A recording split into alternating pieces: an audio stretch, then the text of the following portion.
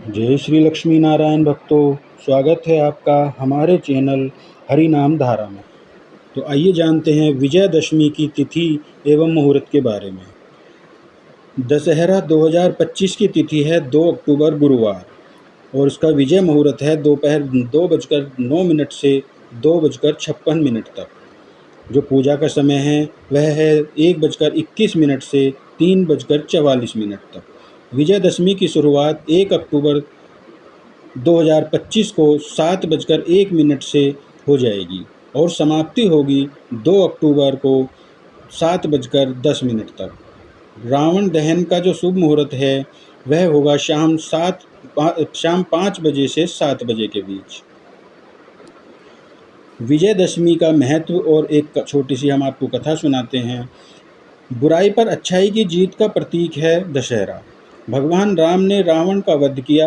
नवरात्रि के 9 दिनों के उपवास और पूजा के बाद दशमी तिथि पर इस व्रत का समापन होता है। यह संकेत देता है कि अज्ञान, अहंकार, पाप इत्यादि को जला देना चाहिए और सकारात्मक को अपनाना चाहिए। इस दिन शस्त्र पूजा भी की जाती है। घरों में हथियार, सैन्य उपकरण का उपयोग से जुड़े हुए उपकरणों की पूजा करनी चाहिए। इसकी जो पूजा विधि है वह है कि स्वच्छता का ध्यान रखें। सुबह स्नान ध्यान करके साफ सुथरे कपड़े धारण करें। भगवान राम और माता सीता, हनुमान जी की चित्र या तस्वीर का रखकर उनके सामने उनकी पूजा स्थापना करें। कलश स्थापना करें। मिट्टी या तांबे का कलश रखें, उसमें जल, अक्षत, फूल डालें। शस्त्र पूजा उस दिन हथियार, कृषि उपकरण, लेखन औजार आदि को विधि पूर्वक पूजा करें। और इसका जो मंत्र है वह है ओम श्री रामाय नमः। फल, फूल, अक्षत, धूप, दीप अर्पण करें और उसके बाद आरती करें। भगवान को भोग लगाएं और शाम को रावण, मेघनाद, कुंभकर्ण के पुतले दहन करें। आइए विजयदशमी की हम एक कथा श्रवण करते हैं। एक बार पार्वती जी ने शिवजी से दशहरे के त्योहार के फल के बारे में पूछा।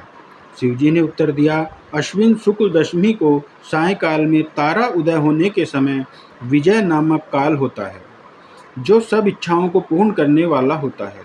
इस दिन यदि श्रवण नक्षत्र का योग हो तो और भी शुभ है। भगवान रामचंद्र जी ने इसी विजय काल में लंका पर चढ़ाई करके रावण को परास्त किया था। इसी काल में शमी वृक्ष ने अर्जुन का गांडीव नामक धनुष धारण किया था। पार्वती जी बोली, शमी वृक्ष ने अर्जुन का धनुष कब और किस कारण धारण किया था तथा रामचंद्र जी ने कब और कैसी प्रिय वाणी कही थी, सो कृपा कर मुझे समझाइए। शिवजी ने जवाब दिया, दुर्योधन ने पांडवों को जुए में पराजित करके 12 वर्ष का वनवास तथा 13वें वर्ष में अज्ञातवास की शर्त रखी थी। 13वें वर्ष में यदि उनका पता लग जाएगा तो उन्हें पुनः 12 वर्ष का वनवास भोगना होगा।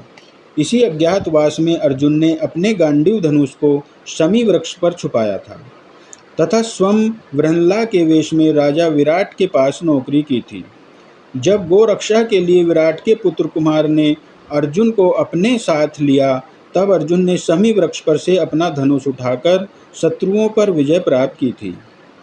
विजयादशमी के दिन रामचंद्र जी ने लंका पर चढ़ाई करने के लिए प्रस्थान करते समय शमी वृक्ष ने रामचंद्र जी की विजय का उद्घोष किया था।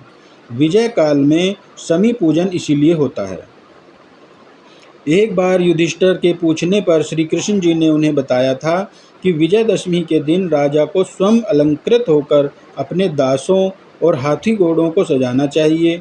उस दिन अपने पुरोहित को साथ लेकर पूर्व दिशा में प्रस्थान करके दूसरे राजा की सीमा में प्रवेश करना चाहिए तथा वहां वास्तु पूजन करके अष्ट दिग्पालों तथा पार्थ देवता की वैदिक मंत्रों से पूजा करनी चाहिए।